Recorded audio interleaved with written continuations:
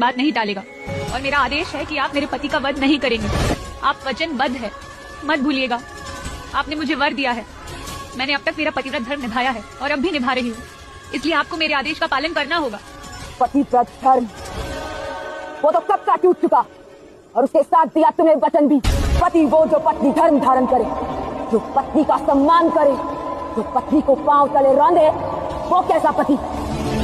पति वो जो पत्नी की प्रतिभा का प्रयोग उसके विकास के लिए करे, जो पत्नी की शक्ति का प्रयोग उसी के दमन के लिए करे, वो कैसा पति। और जब पति ही नहीं तो पतिव्रत धर्म कैसा।